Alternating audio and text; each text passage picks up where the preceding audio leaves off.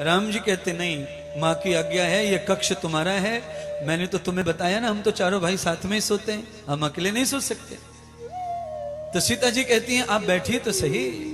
सीता जी ने राम जी को आसन पर बिठा लिया, अपने आसन पर, और कहा आप थोड़ी देर लेट जाइए, मुझे केवल आपके चरणों की सेवा दीजिए, फिर आप चले जाइए। राम जी लेट गए, चरणों की सेवा सीता जी करती हैं। राम जी को संकोच लगता है पैर दबाने में, नहीं नहीं नहीं नहीं मुझे नहीं है, मुझे नहीं करवाना है। तो राम जी फिर उठ खड़े हुए। तो फिर कैसे रात कटी? तो गोस्वामी तुलसीदास लिखते हैं, यद सत्संग जातमेदम।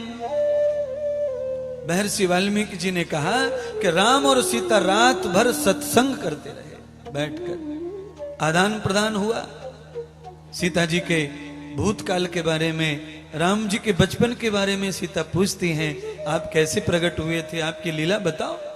राम जी रात भर अपने गुण गाते रहे, सीता जी से पूछते रहे।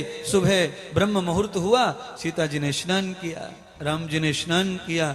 4 बजे ही सब महल के आंगन में पहुंच गए। चारों बहुएं, चारों पुत्र आंगन में आसन पर बैठे। गुरुदेव चलकर आए, आसन पर विराजमान हुए। आज हमारे घर में वशिष्ठ जी के द्वारा चारों के चारों गृहस्थियों को गृहस्थ की दीक्षा दी जा रही है।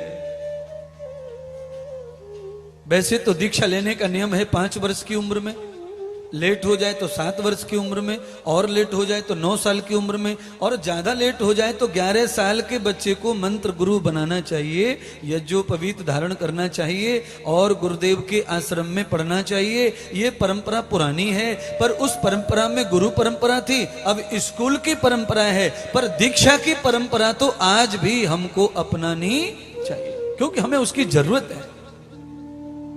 मंत्र से विज्ञान पैदा होता है, मंत्र में विज्ञान होते हैं, मंत्र में विज्ञान है। मंत्र में मन मंत्रयते वणुस्तृतीयाः मन युक्त भावेन कृतं पुण्याः।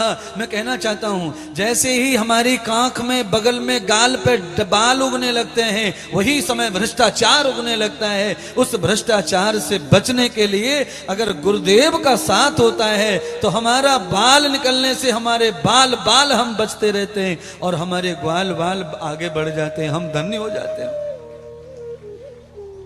बिना गुरु की जवानी अंधी होती है, जवानी में गुरुदेव होते हैं तो आंखों में रोशनी होती है, अंधेरा मिट जाता है। इसीलिए हमारे बाल गोपालों की जवानी अंधेरे में पड़ी है महाराज।